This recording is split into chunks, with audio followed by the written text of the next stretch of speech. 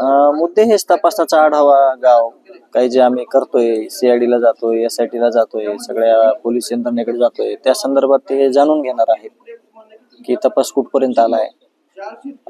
त्याच्यानंतर जे काय आता चाललेल्या गोष्टी आहेत, कुठं कुणाची मीटिंग लावणं चालू आहे, हे प्रकरण कसं थांबेल, की जसं की चंद्रशेखर बावनकुळे म्हणले की हे कसं मिटतंय प्रकरण, यावर काहीतरी वाक्य बोलले. ते मला माहित नाही, गावकरी जे बोलत होते ते मी ऐकत होतो. एका BJPचा भूतप्रमुख जो होता संतोष अण्णा देशमुख 10 वर्षापासून मागच्या, त्या भूतप्रमुखाला भेटायचं सोडून, कुटुंबाला भेटायचं सोडून, कुटुंबाला भेटायचं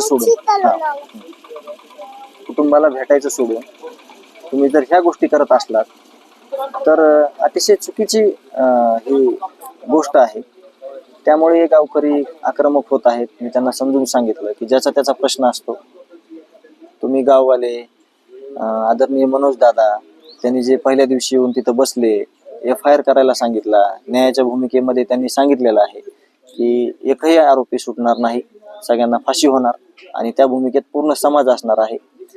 म्हणून ज्याचा त्याचा प्रश्न आहे, कोणी यायचं, कोणी काय करायचं. पण प्रामुख्यानं गाववाले म्हणत होते की तो बूथप्रमुख असताना त्या प्रदेशाध्यक्षांना कधी साधा संपर्क करण्याचाही प्रयत्न केला नाही. आमचं जे दुःख आहे, आमच्या ज्या वेदना आहेत, त्यावर आम्ही गावकरी आणि मी स्वतः कुटुंबीय म्हणून मी त्यांना आम्ही सांगणार आहोत की ही प्रकार कसा घडला, इथलं काय परिस्थिती आहे ह्या जिल्ह्याची, या तालुक्याची, हे कोण लोक होते, ह्यांनी काय केलं, ह्यांनी कशा प्रकारे भावाला संपवलं, एक लोकप्रतिनिधीला कसं संपवलं, याच्या मागे काय कारण आहेत, या सगळ्या गोष्टी आम्ही त्यांना सांगण्याचा प्रामाणिक प्रयत्न करणार आहोत.